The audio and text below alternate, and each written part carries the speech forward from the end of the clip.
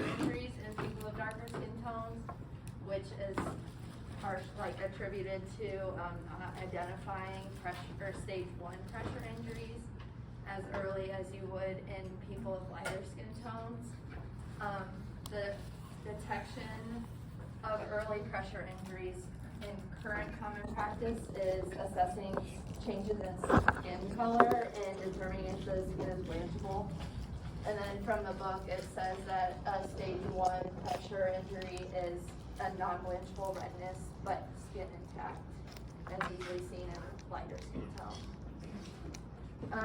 There's some studies that show that people with darker skin tones are more likely in comparison with people presenting with light skin tones to develop higher stage PIs, and that could be associated with failure to accurately identify stage 1 pressure damage. And then people categorized as Hispanic or non-Hispanic blacks were more likely to have stage 2 to 4 PIs in comparison with people who are categorized as non-Hispanic whites. All right, so background. So darker skin pressure injury detection is an issue that has an additional level of complexity because of systems of structural racism within nursing education and research. And what we found in looking at our research is unless you really examine both those things, you can't get a complete understanding of the issue at hand. They're really, one can't exist without the other and get a full understanding. So this gave us a rather broad PICO question. It's quite a mouthful, but so and the specific structural racism system we're speaking of is white normativity. And I'll explain what that is in a second. So our overall PICO question is, can restructuring nursing education to remove white normativity, and then we're talking about technology, thermal imaging, and subepidermal moisture scanning, help nurses detect stage 1 pressure injuries in people with darker skin tones better than the skin blanching test? Yes, it is a mouthful. So moving on, so our current standards. So, how are stage 1 pressure injuries defined? This is an actual question to you guys. This is the participation. Sorry, I don't have candy. I'll give you that time later. Yeah, so we say non-blanchable erythema of intact skin. So, what skin assessment method are we taught to detect stage 1 pressure injuries? Yeah, the blanchable test. So put your thumb in it. Does it come back red or not? Now, what other skin changes can we assess to detect stage 1 pressure injuries? What kind of tissue changes? What would you inspect for? What would you be doing in your assessment? I'm looking for if this area is shiny or something compared to the matte kind of place. Okay. So different color appearance or shininess. Texture? Anything else? Texture, that's a good one. Anything else? Think maybe it might be hotter, colder than the surrounding skin. So yeah, there's a few other things that we can detect. So we can look at changes in skin coloration. Like you said, we can look at tissue firmness, we can look at temperature, and we can also look at perception. So you can ask the patient, does this hurt? Can you feel here? Sensations of numbness or pain are all good indicators that we can use. Now, white normativity. So for this question, don't shout out the answer. I want you guys to all just do this exercise kind of in your head. I'm going to try and show you first what white normativity is before we define it. So this is a slide from one of our lectures. You guys might recognize this. This is from our lesson, Pain the Fifth Vital Sign, in our health assessment class. And don't worry, Professor Shepard is fully aware of this and perfectly cool with me using it. So have a look at it. It's talking about different cultural expressions of pain. And think about what you don't see. Now, what we're going to do, I'm going to map this out for you, actually geographically on a map, and maybe that'll help you see what you don't see. So, looking at a map, we've got Asian American, Asian, Hindu, and Jewish, because we've got a little bit of the Middle East there. African American, African and Jewish, Native American, Hispanic. What's left? Greenland, Europe, Australia, New Zealand. All nations of Western European origin. And this is what white normativity is. It's the idea that Western European origin is the norm, everywhere else is considered cultural. So, how does this affect pressure injury education? Well, white normativity is a view of whiteness as the default culture, So the idea that the normal patient is white. So we're working with a white patient, therefore we're making our assessments based on white skin, things like that. And studies find that there's a dominance of whiteness in undergraduate nursing education surrounding pressure injuries. So in our research, this is actually from a synthesis study. They looked at near 600 different studies around pressure injury and found that very rarely was skin tone even considered. And even more rarely were considerations of darker skin tone than considered. So what are the problems with this? How does this affect our ability to detect pressure injuries in darker skin tones? Well, for one, dark skin pigment blocks non-blanchable redness.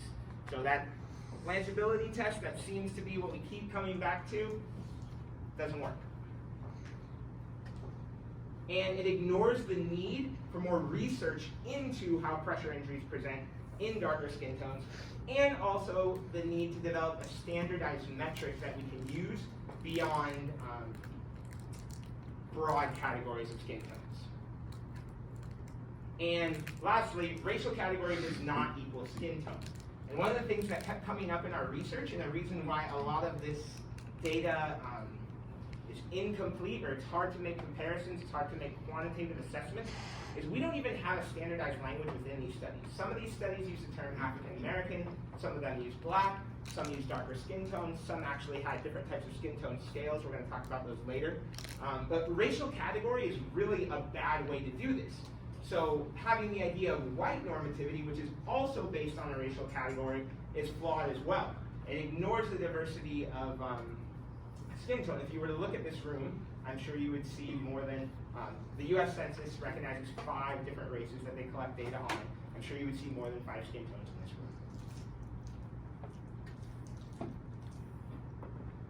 room. So curriculum to classroom. So most nursing academics have stated, and most institutions have stated, a commitment to making their curriculum inclusive, to addressing those ideas of white normativity, of structural racism that are built into nursing curriculum. But there's a significant difference about what is written in curriculum and what is actually taught in the classroom. And that is something that up until this point has been very, very difficult to quantify. Beyond that, many nurse academics themselves recognize that classroom teaching around dark skin tones is often superficial and tokenistic. So in addition to that, accrediting bodies that accredit schools do that primarily based on their written curriculum. It's not as often that they're coming in and observing actual classes for the purpose of accreditation. I know this from the fact that I sit on the subcommittee for undergraduate curriculum, and that is a written review. We don't have an element where we're going into classrooms with that. So written curriculum is certainly not a verbatim script of what happens in the classroom. And what does happen in the classroom serves to emphasize or diminish certain points. 4 things in particular give emphasis. So for one, duration. How long is a specific talked about within a lesson plan, within a classroom, compared to other topics? Context. So how is that portrayed within the context? Is it something positive? Is it negative? Is it something that is given, is it something that occurs incidentally by a student asking the question, or is it intentional? It's already included in there. Portrayal and content, that's a little bit a more difficult concept to grasp, but it's basically what are you saying about the people with the way you portray them. Now the best example I can give you for this is if you think about when, for some of us when we were kids, Crayola crayons, you had flesh tone, and it was peach or pink, or it was a white person's skin tone essentially. So that's portrayal and content. You're saying that that skin tone is skin tone. And the brown crayons, they didn't have anything like that. So that's what portrayal and content is. And in visual representation, that's just how many visual aids do you have, how many pictures do you have, things like that that you can visibly see. So researchers are developing tools to try and quantitatively analyze these things and compare curriculum with classroom teaching. And I'll talk about one of those tools in a minute. So this is an example of the way curriculum and classroom content, classroom teaching does not always match up. So what our book has on darker skin tone and pressure injury detection is this. You don't need to be able to read all that. I realize it's pretty small. The point is, it's quite significant. There's about 4 paragraphs in there. It is very inclusive. It is the perfect model of cultural competency with regards to pressure injury detection.